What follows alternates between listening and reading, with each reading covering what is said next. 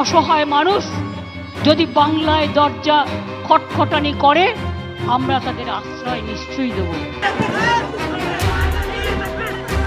এবার বাংলাদেশের কোটা সংস্কার ও সহিংসতা নিয়ে কথা বলেছে পশ্চিমবঙ্গের মুখ্যমন্ত্রী মমতা ব্যানার্জি। তার এক বক্তব্য নিয়ে ভারত সরকারের কাছে আপত্তি জানিয়েছে ঢাকা। সম্প্রতি কলকাতার এক জনসভায় বাংলাদেশের সাম্প্রতিক গঠনে নিয়ে মন্তব্য করেছে পশ্চিমবঙ্গের এই মুখ্যমন্ত্রী। আমি বাংলাদেশ নিয়ে কোনো কথা বলতে পারি না, কারণ ওটা একটা আলাদা দেশ, যা বলার ইন্ডিয়া গভর্নমেন্ট বলবে। এই সময় মমতা ব্যানার্জি জানান বাংলাদেশ নিয়ে তিনি কোনো মন্তব্য করতে পারেন না, কারণ ওটা একটা আলাদা দেশ, যা বলার ভারত সরকার বলবে। কিন্তু অসহায় মানুষ যদি বাংলা দরজায় খটখটানি করে তাহলে তিনি তাদের নিশ্চয়ই আশ্রয় দিবেন। তার কারণ জাতিসংঘের নিয়ম অনুযায়ী কেউ যদি রিফিউজ হয়ে যায় তাকে পার্শ্ববর্তী এলাকার সম্মান জানাবে।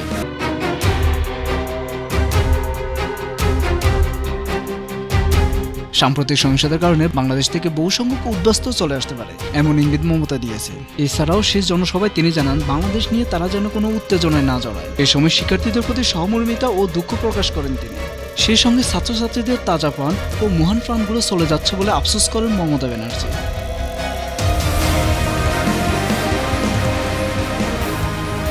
একই দিনে এক্সে দেওয়া এক পোস্টে তিনি বলেন বাংলাদেশ থেকে কয়েক শত ছাত্র ও অন্যান্যরা পশ্চিমবঙ্গে আর ভারতে ফিরে আসছে। এ সময় তিনি রাজ্য প্রশাসককে নির্দেশ দিয়েছেন যাতে শিক্ষার্থীদের সব রকম সাহায্য সহযোগিতা করা হয়।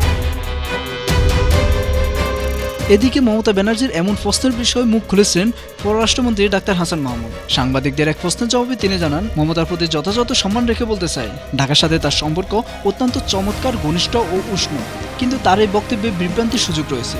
বাংলাদেশ নিয়ে আমরা যেন কোনো প্ররোচনাতে না যাই, আমরা যেন কোনো উত্তেজনাতে না যাই। আমাদের সহমর্মিতা সে যারই রক্ত ঝরুক তাদের জন্য আছে। এছাড়াও মমতা ব্যানার্জির এই বক্তব্য নিয়ে মন্তব্য করেছে ভারতে থাকা অন্যান্য রাজনীতিবিদরা। আর এখন বাংলাদেশ সরকারও বলছে তার এই বক্তব্যের ফলে বিভ্রান্তি ছড়াতে পারে।